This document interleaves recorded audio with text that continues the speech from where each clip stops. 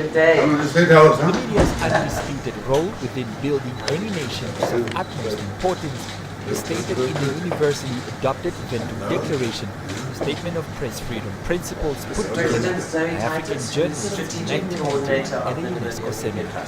It was adopted after the African continent had witnessed intimidation, imprisonment and censorship in media, sometimes over their reports on colonial regimes. Namibia continuously ranks high among countries with free press, and Leicester says citizens should be proud. Leicester presented the declaration to President Hage Geingob. So we do hope that other heads of state in countries on our continent where media and civil society continue to be repressed, where journalists are still jailed, even murdered, and there's often impunity, that they will follow your good example to make Africa free for all its people. The Namibia Media Trust sees as its role to kind of ensure that Namibia stays on top of those press freedom rankings.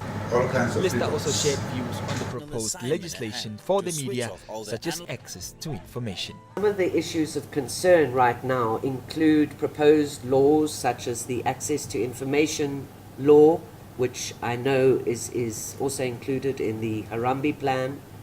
And we're not sure if it's going to make its deadline of September 28, which is the International Day of Universal Access to Information this year, but we know that it's pretty close. Also, the cybersecurity and electronic transactions bills, as well as, most importantly, our policy on broadband, which underpins, I think, the amount of access to information that our population can enjoy. And hopefully also, at least from the point of view of the Namibia Media Trust, we're hoping that a single internet gateway won't see the light of day in Namibia, because we do believe this will impinge on those freedoms. During the marking of World Press Freedom in May, President Hage Geingob reaffirmed his administration's commitment towards press freedom. This is demonstrated through decisions like upholding transparency in all dealings. Indeed, we all want to be responsible. I always say, don't give the enemy ammunition. Absolutely. So if the press can be responsible to report professionally, you should count on us. We should move together.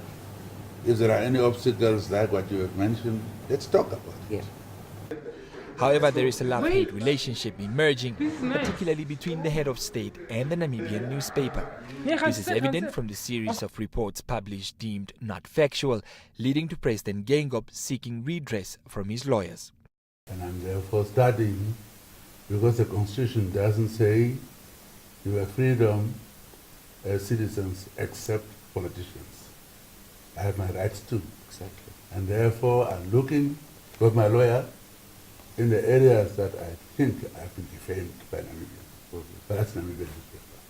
So that I'm still studying my own actions, what I'm going to take or not. I'm not the editor of the newspaper, but I can certainly give my perspective in my role as chair of the trust.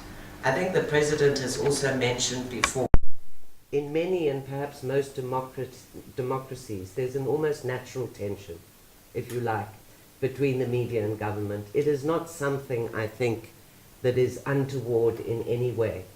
It would be a very strange situation if everybody in the media and government simply loved each other and, you know, said nice things about each other. And in some ways, that's an era we've come from, where government control of the media across the continent, also in former apartheid South Africa, is exactly what silenced those voices of criticism and dissent.